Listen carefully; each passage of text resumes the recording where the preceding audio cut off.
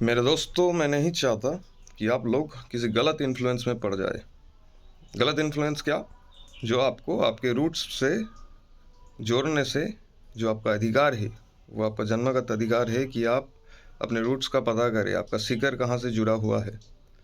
तो जो भी मैनिपुलेटर है और आपको मैनिपुलेट करता है कि आपको दूसरी चीज़ों में फंसा के रखते हैं, जैसे कि मीडिया हो गए और अमेरिकन कंपनीज जो आजकल पैसा दे रहा है किसी भी मतलब व्यू चाहिए बस, और व्यू के पीछे सारे लोग पड़े हैं।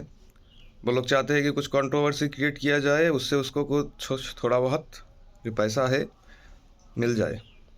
लेकिन पैसा जीवन का असली संपद नहीं होता। असली संपद होता जो तुमको अंधकार से, जब तुम एकदम टूट चुके हो, जो तुमको निकालता है उस सिचुएशन से, वो होता है संपद। और संपद क्या है? हम लोगों का ज्ञान है। और संपद का हानि क्या करता है? अज्ञान। तो ये अज्ञान को निकाल देना चाहिए कि अगर बगल वाले लोग मेरे चीज़ को पसंद करें तो वो चीज़ को छोड़ देना चाहिए। যেমন বাংলা ভাষা পুরোটাই এসছে সংস্কৃত থেকে। আমরা যদি বাংলার ভাব সম্প্রসারণ দেখি তাহলে সেটা অনেক ডিটেলসে সংস্কৃত থেকে সম্পূর্ণ ইন্সপায়ার্ড। আর সংস্কৃত আমাদের শেকড়ের ভাষা, আমাদের শিকড় ওখান থেকে জুড়ে আছে।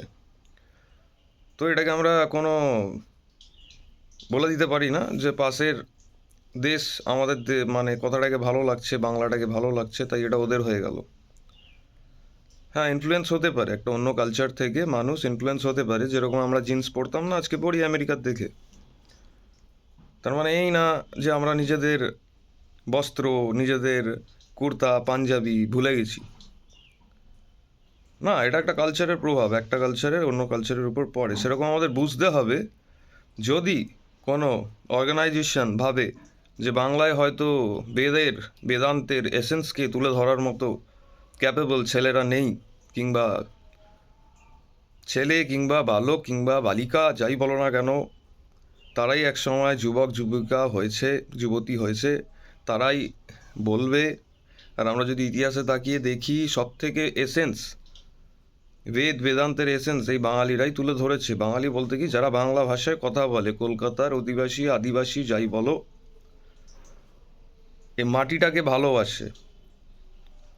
तो ये बात मैं हिंदी में भी बोल सकता था, लेकिन मैं चाहता हूँ आप लोग इसको बंगाली में ही समझे, क्योंकि आजकल एडवांस है technology. Technology is the real language of success. आप लोग इसको ट्रांसलेट करें, उसके बाद सुने इसका सार मन में क्या है, उसके ऊपर विचार करें, क्योंकि आपको तथ्यदर्शी होना पड़ेगा ना। जैसे कि स्वामी विवेकानंद ने बोला था, नरेंद्र मोदी जी बोल रहा है कि आपको तथ्यदर्शी होना है। आपको सिर्फ ऊपर ऊपर चलना नहीं है, आपको जड़ को पकड़ना है, आपको नर्वस सिस्टम को पकड़ना है। जैसे कि एक अगर बरगद का पेड़ देखते हैं तो क्या होता है, उसका जो जटा निकलता है, जो झोड़ी निकलता है, वो कहाँ पे जाके टिकता है?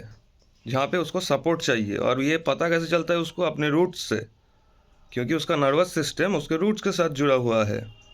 वैसे ही हम लोगों का भी जो नर्वस सिस्टम है वो और भी बेहतर तरीक़े से काम कब करेगा? जब हम लोग अपना सीकर को पहचानेंगे कि हम लोगों का शुरुआत कहाँ से है और अंतिम गंतव्य कहाँ पे है।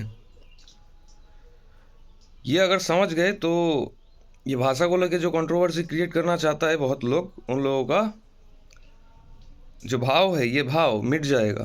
क्योंकि वो लोग को तब समझ में आएगा कि हम लोग एक दूसरे का भाई है, एक दूसरे का मदद करने के लिए आए हैं, एक देश का बासिंदा है। तो अगर हम लोगों को कुछ कंट्रोवर्सी क्रिएट करना है तो जियोपॉलिटिक्स है ना, उसके लिए बहुत सारी चीज़ हैं। जब हम लोगों का नज़रिया बदलता है तब ज़िंदगी बदल जाता है, देश बदल जाता है, अगल बगल के सब कुछ बदल जाता है। नज़रिया बदलने से तारे का जो पोजीशन है, जो महत्व है, वो भी बदल जाता है। तो नज़रिया बदलो दोस्त। ऐसा नहीं है कि बंगाल में लड़के नहीं हैं उपयोगी, तुम लोगों का जो भी बात है समझने के लिए, बोलने के लिए बहुत सारे इंसान हैं। जैसे कि ये एक इंसान तुम्हारे सामने आज बैठ के बोल रहा है, वैसे भी बहुत सारे इंसान निकलेगा। लेकिन तुम खोज तो शुरू करो।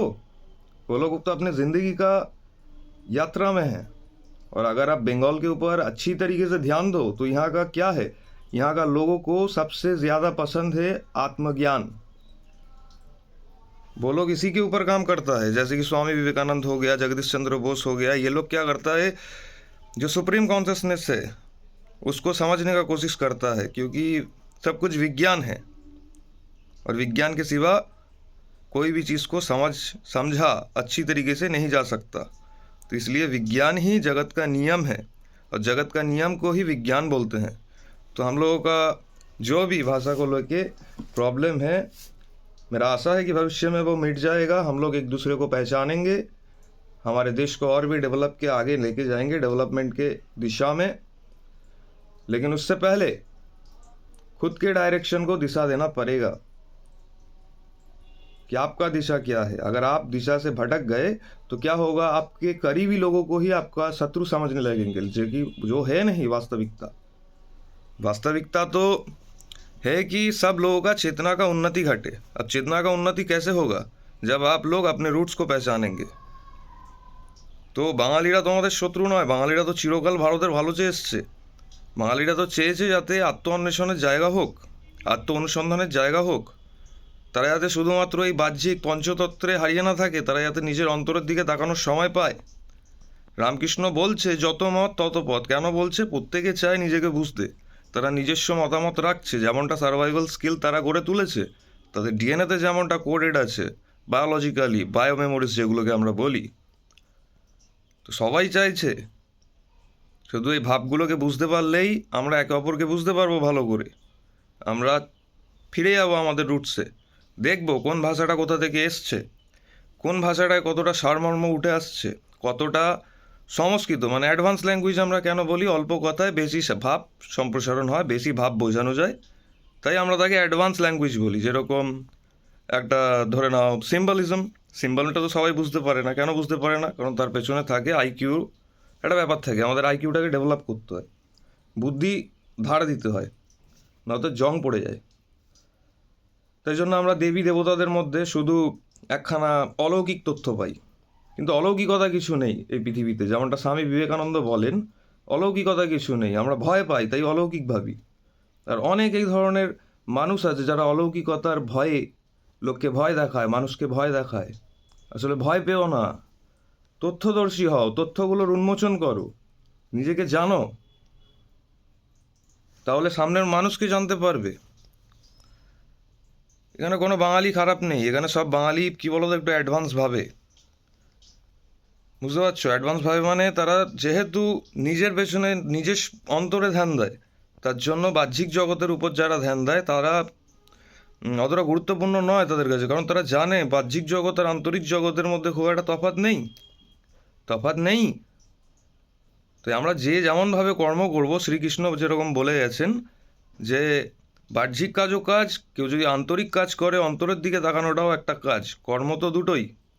এবার তুমি ডিসাইড করো অর্জুন, তুমি কোনটা করবে, তুমি কোথা থেকে তোমার তথ্য নিজেকে চিনবে। আর সেটা আসবে কনসিস্টেন্সি, লাভ হানি এইসবের যে ভাবনা, এগুলো থেকে সরে গিয়ে শুধু কাজের জন্য কাজ করলে আমরা তখন অনেক কিছু বুঝতে পারি, ডিসকভার করি, নিজেদের সেলফকে ডিসকভার করি আমরা কতটা পারি।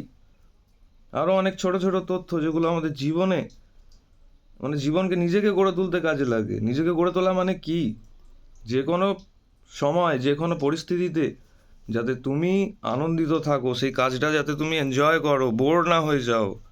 আর বোর কখন হবে? যখন এইসব নিয়ে ব্যস্ত থাকবে, যে আমি হিন্দি পারছি তুমি কেন পারছো না, বাংলা পারছো। তোমাকে দেখতে হবে সবই সংস্কৃত থেকে এসছে, মানে একই মায়ের সন্তান। তো তোমরা এরকম আলাদা আলাদা জায়গায় বড় হয়ে যদি বলো যে আমি অন্যভাবে কথা বলি,